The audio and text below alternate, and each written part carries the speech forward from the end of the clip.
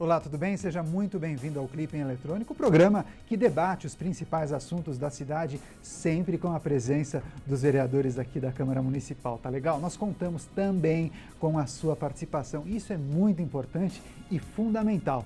Você pode enviar perguntas e comentários, os nossos canais já estão abertos esperando a sua participação. Você pode efetivar sua participação pelo telefone, o número é o 3396-4944, eu repito, 3396-4944. A minha colega Carla Pimenta está aqui a postos na redação para tomar nota da sua pergunta. Agora, se você não puder falar ao telefone, você também pode enviar sua pergunta pelo WhatsApp, uma ferramenta muito usada hoje em dia. O número é o 11 98158 7431. Eu vou repetir, 11 98158 7431. Eu recebo aqui na palma da minha mão, no meu celular, tá legal? Bem, vamos apresentar então quem são os vereadores que farão o programa de hoje comigo. Do meu lado esquerdo, sempre gentil, começo sempre pelas mulheres, ela é vice-presidente da Câmara Municipal de São Paulo e vereadora pelo PSD. Vereadora Edir Salles, seja bem-vinda, vereadora. Muito obrigada, Daniel. É um prazer muito grande sempre participar deste programa que tem uma ótima audiência, porque realmente o programa fala tudo de São Paulo e esclarece muitas dúvidas aos nossos queridos telespectadores que ficam em casa. Um abraço em todos. Legal, para fecharmos o time do Clipping Eletrônico, ele é o vice-presidente da Comissão de Finanças da Câmara Municipal e também preside o Diretório Municipal do Partido dos Trabalhadores. Vereador Paulo Fiorilo, seja bem-vindo, vereador. Muito obrigado pelo convite, boa tarde, vereador Edir Salles. Estamos sempre à disposição para o debate aqui, para poder contribuir hoje com essa discussão. Legal, você que está trocando os canais, parou no canal 7 da NET, que geralmente é identificado como canal da Assembleia Legislativa, neste horário retransmite a programação da TV Câmara São Paulo. E o Clipping Eletrônico faz o quê? Os jornalistas e produtores, eles separam as notícias, o que de mais importante saiu nos portais, nas revistas e também nos jornais. Os vereadores fazem as suas análises, de vez em quando eles concordam, de vez em quando discordam, mas você em casa faz a avaliação deste debate democrático, tá legal? Bem, eu estou com uma notícia, que é a primeira notícia, para começar o programa, uma notícia que saiu no Estadão. É notícia de número 1, tem manchete no ar. Licitação de Haddad premia quem conseguir encher mais os ônibus de São Paulo. Entre as mais de 1.000 páginas do edital recém-lançado, o índice de produtividade surge como a única maneira das viações ampliarem seus recebimentos. O pagamento será feito quando a administração municipal identificar a entrada de mais passageiros do que essas deveriam receber, de acordo com os estudos de demanda já feitos pela SP Trans. A produtividade é vista no edital como a redução de custo por passageiro. Como o ônibus tem custo fixo para rodar, quanto mais gente no veículo, mais se rateia o custo. E aí a reportagem escutou um especialista da USP que disse que o ideal seria induzir as empresas a tentar fazer mais viagens com o mesmo custo de operação. Bem, essa rodada de análises, eu vou começar com o vereador Paulo Fiorilo. Esse estímulo, na avaliação do senhor, pode de alguma maneira precarizar a operação? Talvez seja mais comum vermos ônibus lotados ou não? Bom, primeiro, acho que aqui é importante a gente lembrar que nós estamos falando de uma nova licitação para os próximos 40 anos e que vai reorganizar o transporte na cidade de São Paulo. A proposta ela é trabalhar com grandes ônibus nos corredores, os ônibus menores alimentando esses grandes corredores e nós ainda estamos num processo de debate, até porque é preciso ainda fazer uma análise que o Tribunal de Contas do município ainda não concluiu e a administração precisa ainda estar aberta a ajustes e correções. O que muda? Aliás, é oportuno esse debate, porque tanto eu como a vereadora Edir Salles participamos aqui da CPI do transporte coletivo, do transporte público. E nós tivemos a oportunidade, a partir do relatório apresentado pela vereadora, de propor alterações para essa licitação. Entre elas, a ideia de repensar como se calcula a tarifa na cidade de São Paulo. E a Prefeitura, nessa nova modalidade, não propõe só a questão de produtividade, mas propõe outros itens importantes. O jornal destacou um índice, é isso? São 5 ou 6 índices. O próprio jornal acho que chega a fazer referência a esses índices. o que compõe a avaliação do transporte. Porque antes a gente tinha um ou outro índice remunerando o empresário. Nós não podemos trabalhar com índice apenas, mas mais do que isso. Acho que essa discussão aqui de quanto mais cheio, mais recebe, ela também é ruim, porque ela pode levar o empresário a querer, de fato, como diz a matéria, colocar mais gente. O secretário explica que a ideia é que haja criatividade para que aquela empresa, aquela linha, possa trazer mais gente para o transporte coletivo. Agora, óbvio, ninguém quer na cidade que a gente tenha ônibus lotados, nem o prefeito, nem o secretário e muito menos a bancada do PT. Nós temos discutido essa questão, nós vamos trazer, inclusive, para o debate, junto aqui à nossa bancada, para que a gente possa avaliar melhor esses 6 itens que compõem os novos critérios e, quem sabe, interferir, em especial nesse que traz uma preocupação para todo mundo. Certamente. Tem um número importante que eu quero compartilhar com a vereadora Edir Salles e também com o vereador Paulo Fiorilo, que olha só, 1.200.000 passageiros eram transportados pelo sistema em 2003, antes da adoção do bilhete único. Saltamos para 2.100.000 munícipes transportados somente de janeiro a setembro deste ano. Então, um número muito maior. Agora, o vereador Paulo Fiorilo bem mencionou a validade da licitação, que ela poderia ir para 40 anos, ou seja, uma licitação de 20 anos com as empresas, prorrogáveis por mais 20, totalizando aí 40 anos. Alguns especialistas temem esse prazo, avaliando que a cidade passa por mudanças e que não aconselha a fixação de regras por até 4 décadas. Qual é a avaliação da senhora? Eu acho um período muito longo também, isso foi debatido, bem lembrado aqui pelo nosso querido vereador Paulo Fiorilo. Nós debatemos bastante a exaustão quando participamos da CPI do transporte. Realmente, validade 20 anos, dobrar para 40 anos é um período muito longo, né? Então, você não vai ter aí uma oportunidade de verificar como é que está sendo feita essa reciclagem dos ônibus, né? Dos ônibus, das empresas de ônibus. Então, eu creio que esse prazo tem que ser muito bem estudado. Eu, de pronto, discordo. Agora, essa outra questão de lotar os ônibus, eu acho que também, como disse o nosso colega Paulo Fiorilo, tem que ser muito bem estudado, tem que ser muito bem debatido mesmo, porque o que não pode, eu acho que nós poderíamos aí pensar em aumentar o número de ônibus.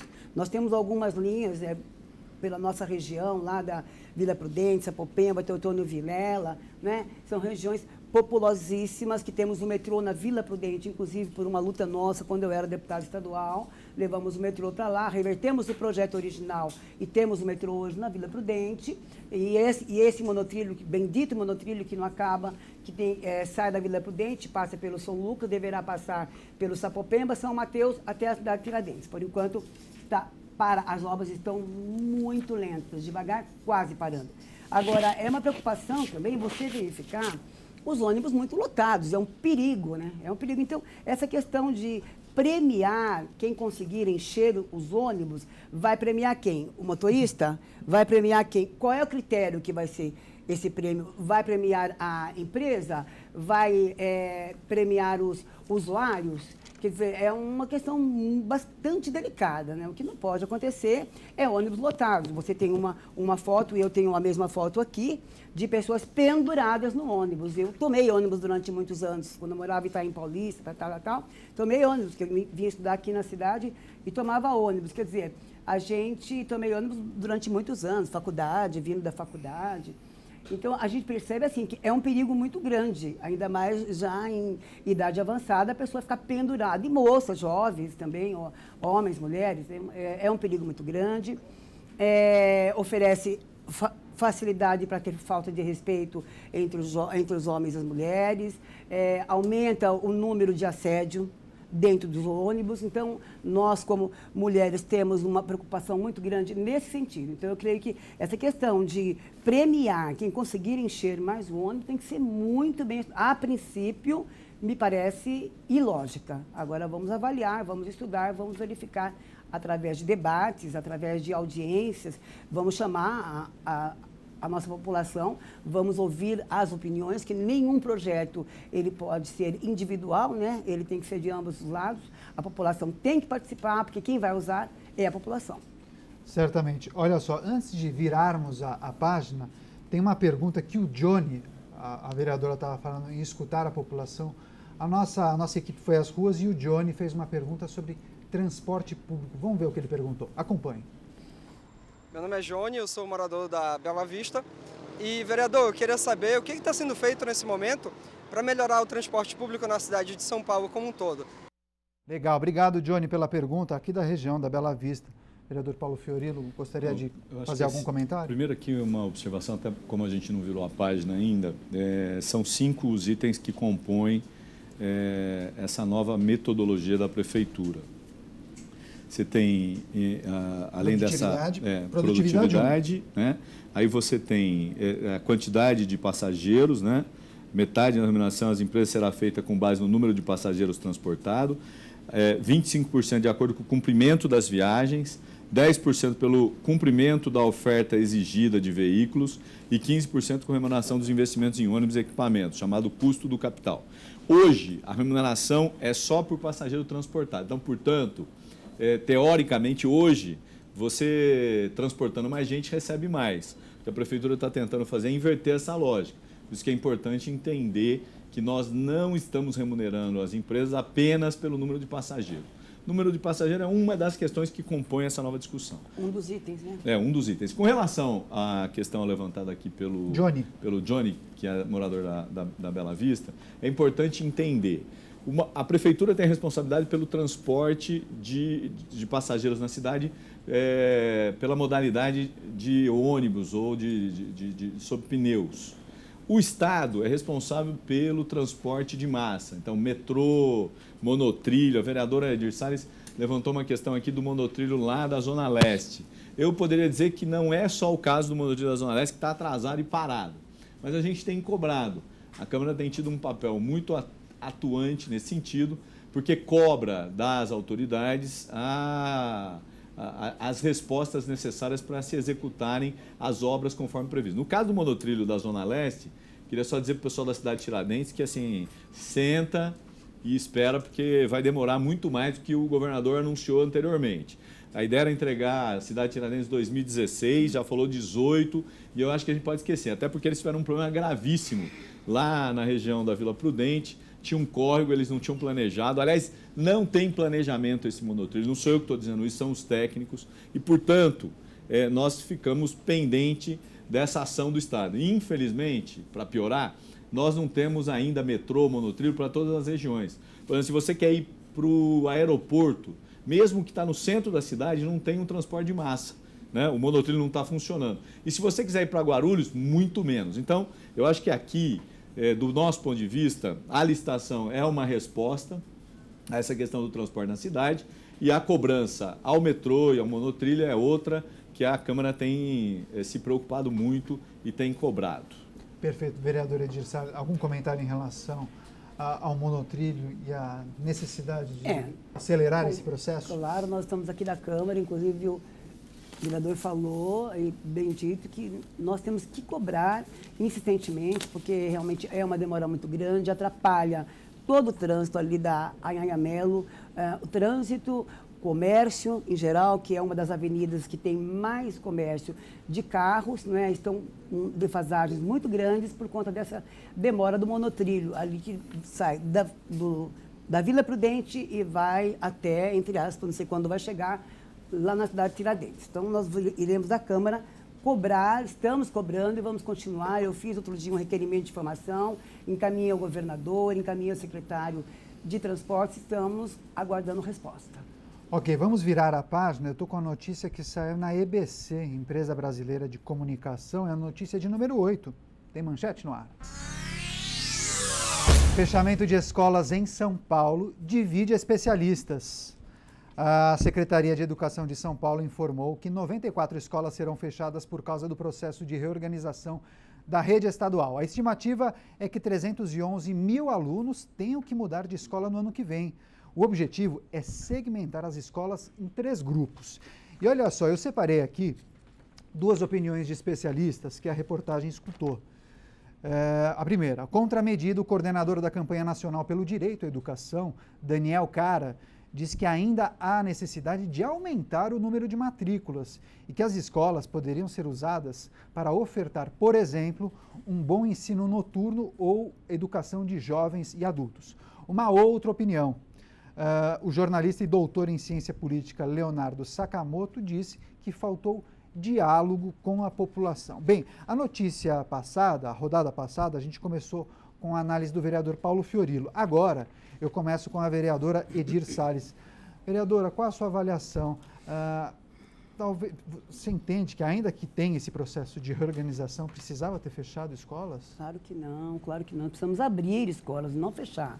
Como professora, dei aula bem na periferia, e a gente sabe muito bem a necessidade que tem das escolas terem o ciclo 1, o ciclo nível 1, nível 2 e o ensino médio. O nível 1 para o ensino fundamental é de 1ª a 5ª série, é o ciclo 1, o ciclo 2 é de 6ª série a 9ª série, e depois o 3 é de 1ª a 3ª série do ensino médio. O importante é manter o que já está, esse modelo que já está. Na época em que eu era deputada estadual, a secretária à época era Rose Neubar, e eu me lembro que ela tentou fazer isso daí. Não deu certo, não deu certo. É um modelo que não dá certo. Imagina você, uma mãe que tem, por exemplo, um filho no primeiro ciclo, outro filho no segundo ciclo e outro filho no ensino médio. Ela vai ter que ter motoristas para poder levar os filhos delas à escola, porque um filho tem uma média aí de 1,5 km entre uma escola e outra. Quer dizer, é um verdadeiro absurdo. Né? Então, tem escolas, por exemplo, na Vila Prudente ainda, voltando, que conheço várias escolas lá.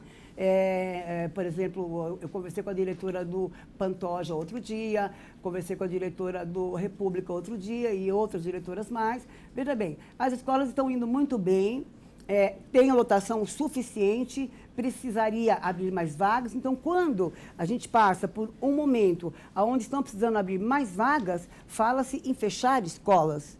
É um absurdo. E só naquela região de Vila Prudente tem 16 escolas que estão sendo reavaliadas. São 16 escolas que eu conheço muito bem, que estão superlotadas. Então, é um absurdo fechar escolas, não é? E também fazer esse remanejamento. Eu sou contra, literalmente contra, fazer esse remanejamento, colocar uma escola só com o primeiro ciclo, a outra só com o segundo ciclo, a outra só com o terceiro ciclo, ou seja, o ensino médio. Então, aí eles querem entender o quê? Que cada família tem que ter um filho só na escola. Porque se tiver mais de um filho na escola, então como é que vai fazer essa mãe? A maioria não é a maioria que tem carro, quer dizer, como é que eles vão se locomover para levar o filho numa escola, na outra e na outra, de ônibus? É impossível. De carro também é impossível. Então, eu acho que teria que ser muito bem estudado. A princípio, da maneira de como está sendo feito, não estão consultando os pais de alunos, não estão consultando os diretores de escola, não estão fazendo uma consulta ideal para saber. A princípio, as escolas que eu conheço, os pais estão totalmente revoltados. Já vi vários movimentos, várias manifestações nas ruas da nossa região lá e vejo que há um descontentamento geral, não somente na nossa região, como também em São Paulo inteiro. Então tem que ser muito bem avaliado. Da forma que está, o secretário da Educação, acho que é o secretário Herman, né? Herman, pouco conhecido, nunca tinha ouvido falar, mas eu creio que deve ser bom, porque senão não seria secretário da Educação. Mas tem que ser muito bem avaliado. Não demonstra um conhecimento profundo sobre essa matéria. Vereadora, eu quero compartilhar com o vereador Paulo Fiorilo a opinião da Maria Helena Guimarães de Castro, ela que é diretora executiva da Fundação SEAD. E ela foi favorável à medida, porque ela diz que em 95, São Paulo tinha quase 7 milhões de alunos em 5.400 escolas. Hoje, são as mesmas 5.400 escolas, só que com 4 milhões de alunos. Menos de 4 milhões, 3.800 parece.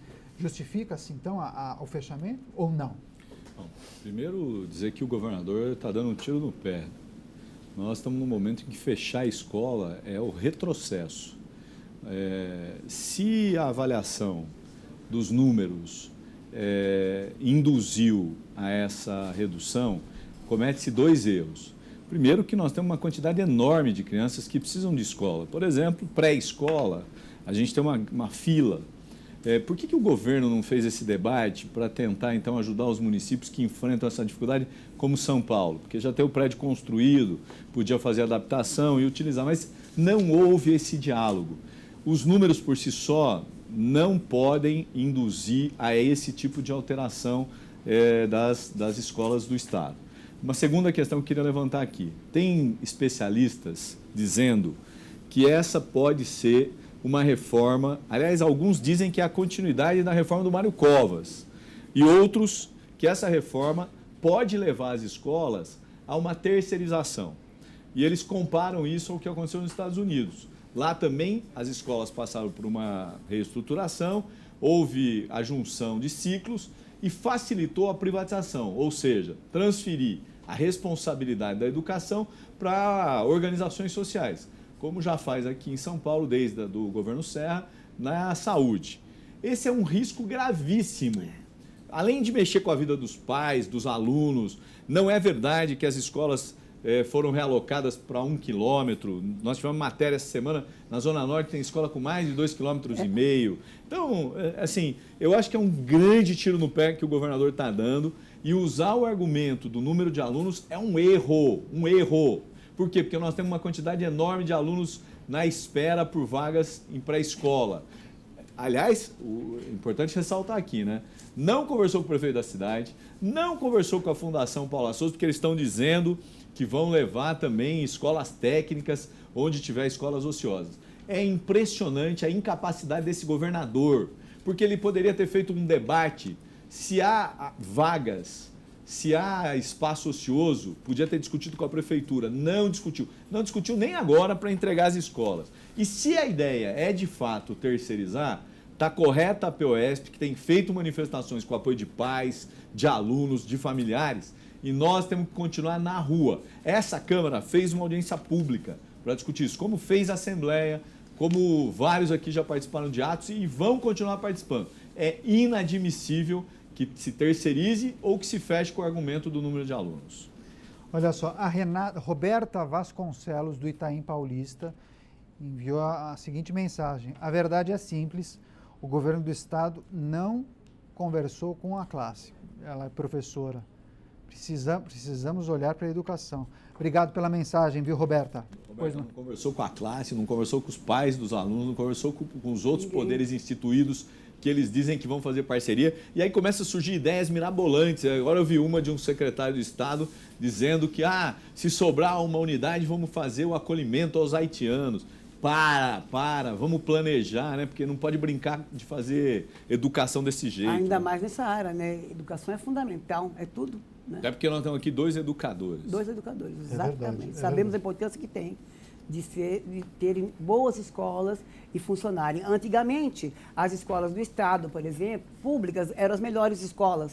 As escolas públicas municipais e estaduais eram as melhores escolas. Bem antigamente. Não tanto tempo assim. Agora, hoje tem que as escolas particulares estão bem melhores, mas em condições de preço que muitos alunos não podem pagar. Então, nós temos que melhorar as condições das escolas públicas na cidade de São Paulo. Mas, vereador, só uma parte. Eu entrei na rede já no século passado. Sim. E a avaliação que se tinha é que a escola municipal era muito melhor do que a estadual, do ponto de vista do salário dos professores, que isso é inegável, e também do ponto de vista da qualidade, que as escolas municipais tinham uma qualidade melhor. Aliás, eu convido... Disputa, né? Não, tinha, onde queria entrar, né? E eu queria convidar quem não conhece, olhar a arquitetura de uma escola estadual e a arquitetura de uma escola municipal. A escola do Estado parece uma cadeia, né? Porque tem grades, é fechada, algumas, não são todas. E as escolas municipais têm uma outra característica. Muito visual. Olha só, os dois, tanto o vereador Paulo Fiorilo quanto a vereadora Edir Salles, então, deram aula por muito tempo, é isso? Eu dei aula, na realidade, por 1 ano, quando eu passei depois num concurso público. Legal. E aí me licenciei. Mas, assim, independente disso, eu continuo sendo professor, porque certamente. Participo de debates, de discussões. Tive, há 15 dias atrás, numa escola municipal, fazendo um debate com os alunos. Então, assim, não deixo de ter uma relação próxima com a educação. Uma vez professor, Sempre. Daniel, uma vez professor, até morrer professor. Professores, eu fui vereadores. deputada, estou vereadora, mas sou professora. Professores, né? vereadores. Eu dei um pouco mais. E ambos moram na Zona Leste também? Também, Então, também. vocês vão gostar eu de... vou um pouquinho mais longe, que eu dei aula pelo menos uns 8, 10 anos, lá em Itaim Paulista, São Miguel Paulista, Emelino Matarazzo, né, regiões periféricas, regiões carentes, mas a gente aprende muito com os alunos, né? E o professor, principalmente o professor de periferia, ele é um psicólogo, ele é um analista, ele é pai, ele é mãe, ele é tudo. Então, é por isso que eu acho importante a educação, é fundamental, não é porque nós somos professores, não é porque não existiria dentista, advogado, Sim, sem nenhuma dúvida. profissão, se não tiver um bom educador desde o primeiro grau. E, vereadora, antes, e vou usar a expressão da senhora, antigamente, né, que a senhora tem mais propriedade, pela experiência, Sim, pelos 10 anos que dei aula. Pelos 8 que a senhora disse aqui, que assim, os pais tinham o maior orgulho quando o filho optava em ser professor. Hoje é o contrário, né? O professor deixou de ter aquela importância que tinha na sociedade. Numa cidade pequena, as grandes autoridades eram o padre, né, era o professor, às vezes o juiz. Bem observado, né? bem observado. Hoje, infelizmente, a gente percebe que os professores deixaram de ter esse papel. Não somente pela remuneração. Não só pela remuneração, mas a própria sociedade. Então, acho que é sempre preciso resgatar a importância dos professores. Muito. A senhora falou que Precisa não vai ter haver dentista, médico, engenheiro, nenhuma empresário, profissão. se não tiver professor. Nenhuma profissão, é verdade, nobre vereador, que a gente percebe que o professor precisa ser mais valorizado, né? Sem a menor dúvida. E o professor realmente precisa ter um salário melhor para dar aula em menos escolas, né? Porque o professor hoje, para sobreviver, ele tem que dar aula em 3, 4 escolas, né? Quando ele tem que dar aula em menos escolas para poder melhorar a qualidade. E o que o Fiorilo falou, Paulo Fiorilo falou, é verdade, vereador. Em casa nós somos 6 irmãos. Dos 6 irmãos, 5 fizeram magistério. Olha. Nessa lógica que ele acabou de falar agora. O professor era valorizado, né? Hoje não, hoje pouca gente está querendo fazer magistério, porque infelizmente o ensino caiu muito e o valor salarial cada dia menor também. Vamos voltar a falar deste assunto aqui no Clipe Eletrônico, mas eu quero virar a página, aproveitar que os dois são da região leste da cidade, porque tem uma matéria que saiu no Diário de São Paulo que fala de um problema detectado pela reportagem no cemitério da Vila Formosa. É a notícia de número 3, tem manchete no ar. Coveiro da Prefeitura cobra por serviço em cemitério. Daí a reportagem foi até o cemitério da Vila Formosa e presenciou um funcionário combinando um serviço particular quando o estatuto da categoria proíbe essa prática. O servidor flagrado vestia um uniforme azul como o usado, né, pelos servidores da prefeitura e com um pequeno caderno na mão. E ele anotava o que o cliente pedia. Combinei de pagar R$90 pela limpeza da placa e para refazer a pintura com o nome do falecido. Enfim, daí eles discorrem aqui, o repórter Fernando Granato, ele discorre, conta vários causos também, abandono, enfim. Mas daí a reportagem demanda o jornal, ou melhor, a assessoria de comunicação do serviço funerário, que disse que poderá aplicar as penalidades e até exonerar o funcionário flagrado cobrando por serviço particular no cemitério da Vila Formosa, se, naturalmente, ele for identificado. Agora eu começo com a análise do vereador Paulo Fiorilo. Inadmissível pagar por um serviço que deve ser prestado por um servidor público. Na avaliação do senhor, falta fiscalização? Daniel, deixa eu falar aqui para você, vereador Edir, deve conhecer muito mais do que eu, mas, assim, infelizmente, nós temos ainda alguns serviços em que você tem a prática irregular por alguns funcionários. Não são todos os funcionários, sim, é uma parte pequena. A Prefeitura tem feito um esforço muito grande, principalmente nessa questão do serviço funerário, tanto do ponto de vista do equipamento, da qualidade dos serviços, mas ainda é uma área frágil. Por isso que eu acho que a medida de exonerar, se identificado o funcionário, passado pelo processo que ele tem que responder, eu acho que pode dar exemplos importantes para que outros não façam a mesma coisa. Infelizmente, nessa área, é uma área muito frágil principalmente quando você perde um parente, está preocupado, precisa resolver logo, é aí que aparecem os oportunistas. Então, queria dizer para você que não está vivendo essa situação, que agora pode nos ouvir de forma muito racional, que nessa situação, quando você perde alguém, você tem que ter calma, procurar sempre a direção, não se envolver com um servidor que às vezes quer te enrolar e, se perceber, tem que denunciar. É assim que a gente vai eliminando do serviço público aqueles que não prestam serviços adequados e acabam fazendo esse tipo de coisa. É óbvio que aqui na matéria o próprio cara depois, não sou o que vou fazer, estou passando para a empreiteira, mas é preciso tomar muito cuidado, muito. Infelizmente no Brasil a gente tem uma prática, eu vou dar uma caixinha para o fulano para fazer tal coisa, O fulano é funcionário público, ele recebe da prefeitura para cuidar do cemitério. Se você quer fazer uma outra obra, se você vai contratar aqueles que estão e que estão cadastrados, a prefeitura tem um cadastro que permite isso, né? Não entre nessa lógica, que essa é a pior lógica possível. Legal. O Vitor Almeida, do Morumbi, manda o seguinte comentário e emenda com uma pergunta. Tem acompanhado algumas notícias de furtos em cemitérios. Total desrespeito. Ele emenda com a pergunta. Existe algum projeto para acabar ou pelo menos amenizar essa situação? Vereador Edir Salles. Nós temos algumas atuações aqui na Câmara, principalmente de notificar, né? Quando a gente recebe alguma reclamação, uma época, inclusive, nós tivemos reclamações ali do Cemitério da Consolação, né? Nós, em seguida, mandamos um ofício para o prefeito, para o secretário de serviços e para o superintendente, né? Para que sejam tomadas as devidas providências. Nós temos que tomar providências, sim. Nós temos que estar unidos, os vereadores são vereadores da cidade de São Paulo e temos que nos movimentar, temos que nos manifestar em relação a esses descasos. Agora, como você disse aí sobre o hospital da Vila Formosa, é o maior hospital, se eu não me engano. Cemitério. É o maior cemitério da cidade de São Paulo, da América Latina.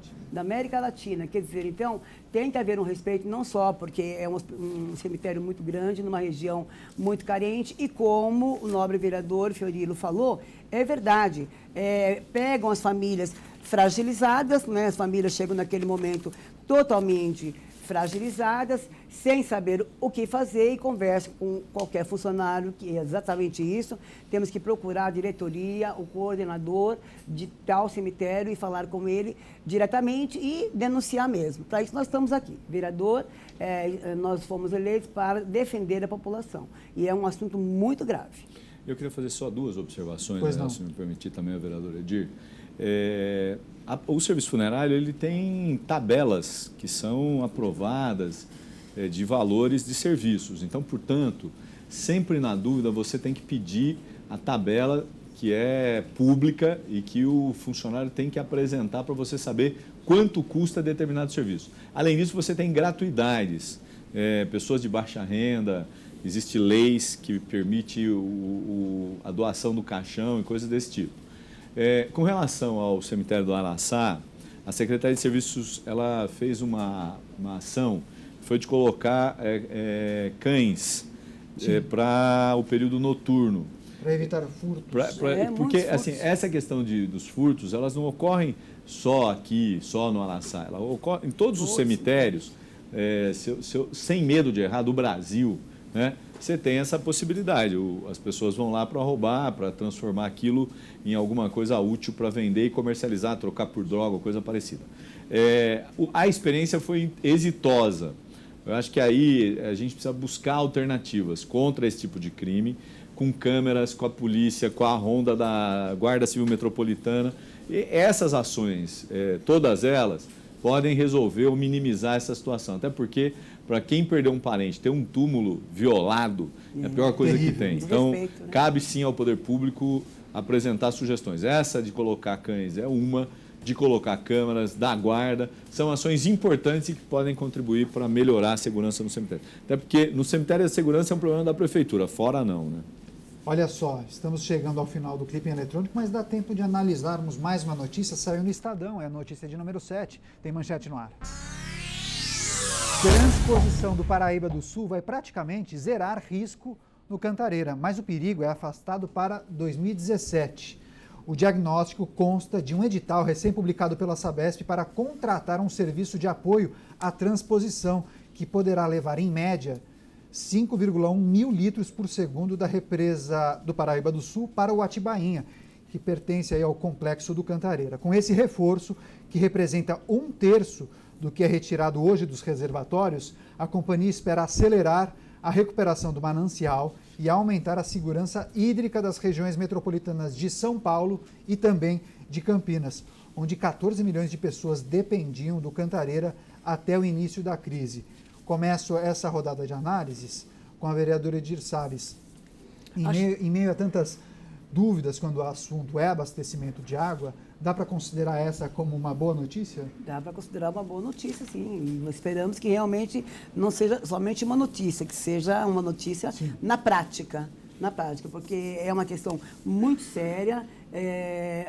Houve aí uma falta de água muito grande e ainda temos várias regiões que estão economizando água, que estão tendo falta de água a cada 2 dias, a cada 3 dias. Então, eu creio que essa notícia da transposição do Paraíba do Sul, ela vai ajudar, sim, com certeza, a zerar o risco da Cantareira. Eu creio que é uma boa notícia. Tomara, né? Para que não passemos pelos problemas que São Paulo enfrentou em 2014. Vereador Paulo Fiorello, o senhor está vendo uma agilidade maior por parte da Sabesp com obras necessárias para evitar o desabastecimento ou não? A notícia é boa. O problema é que a prática desse governo não é boa. O governador foi inaugurar a obra que depois teve que ser suspensa porque faltavam obras complementares. Aliás, tivemos um problema com uma das obras que jogou água e inundou um bairro. Não se preocupou em... Uma cidade da Grande São Paulo. Uma cidade aqui da Grande São Paulo. Se eu não estiver enganado, é na região ali de Suzano. Isso. Não se preocupou em planejar corretamente. Por exemplo, a transposição de águas, que propalou, dizendo que ia resolver o problema da Cantareira, que era tirar a água da Billings, apesar da água da Billings ser mais suja e tal, também não deu certo. Então, a preocupação é que assim, esse governador, ele tem sempre dado boas notícias e executado mal. E pior, postergado, né? A gente falou do monotrilho 2018. Agora, a gente está falando em resolver problemas que deveriam ter sido resolvidos em 2015 e em 2017. E são problemas gravíssimos. Falta de água é a pior coisa que pode ter para uma pessoa, para uma família. Ficar sem água significa ficar sem saúde, correr risco de ficar doente, não ter como tomar banho, lavar alimentos. É um transtorno geral. Então, não dá para acreditar em notícias boas. Nós precisamos ter práticas boas. Ou a gente tem práticas boas, ou a gente vai continuar tendo problema de falta d'água, não só na cidade, em Campinas, na região metropolitana, e em especial nos bairros que já tem falta de água, como lembrou aqui a vereadora Edir Salles. Obrigado, vereador Paulo Fiorello. Olha só, dá tempo ainda da saudação final e o recado final dos vereadores. Vereador Edir Salles, obrigado pela participação mais uma vez. Sua saudação final, por gentileza. Agradeço aí a audiência muito grande desse programa Clipe Eletrônico. A TV Câmara tem feito excelentes programas. Eu quero aqui deixar o meu site, deixar o meu Face, site www.edirsales.com.br. Meu Facebook é vereadora Edir Salles. Entre em contato, compartilhem com a gente, deem sugestões, façam solicitações, estamos à disposição. E também o nosso telefone é 3396-4309. Um grande abraço e fiquem com Deus. Obrigado, vereadora. Volte mais vezes à TV Câmara São Paulo e ao Clipe Eletrônico. Vereador Paulo Fiorello, obrigado mais uma vez pela presença. Sua saudação final, sua mensagem final ao nosso público. Então, agradecer o convite e deixar aqui também o convite a você que continue prestigiando o Clipe Eletrônico, até porque é um debate sempre importante das notícias do dia. Meus contatos vocês terão aqui na tela. Eu acho que é importante você sempre buscar a relação com o seu parlamentar, com o parlamentar que você se identifica, para fazer com que o debate não fique só no parlamento, mas a rua, o cidadão possa participar aqui, tanto do Clipe Eletrônico como das discussões que a Câmara promove com as audiências públicas, Câmara no seu bairro e várias outras atividades que vêm ocorrendo na cidade de São Paulo, promovidas pela Câmara. Muito obrigado pelo convite, estou sempre à disposição. Muito obrigado, volte mais vezes. Antes de encerrar, queria só fazer uma referência aqui que eu queria fazer desde o início. Acho que assim, a gente participa do Clipping, tanto o Edir como eu, dos vereadores, e a gente tinha aqui uma pessoa que para a gente tinha uma importância muito grande, que é o Doni. Grande colega. Né, que a Câmara perdeu. Então eu queria terminar aqui também deixando um sentimento muito forte de quem o conheceu de perto, não só aqui nas anotações, mas nos programas que ele acompanhou nas ruas. Né, uma pessoa, um profissional importante da Câmara, que a Câmara acabou perdendo e deixou um vazio muito grande aqui para a gente. E a nossa solidariedade à família do Donizete Santos. Bem, infelizmente nós não temos mais tempo, nós vamos continuar a falar dos assuntos importantes, mas daqui a pouco, às 3 horas da tarde, a Carol Câmara vem aí para comandar a sessão plenária. Tá legal? Um grande abraço e até a próxima edição do Clipe em Eletrônico na quinta-feira. TV Câmara São Paulo, informação para a cidadania.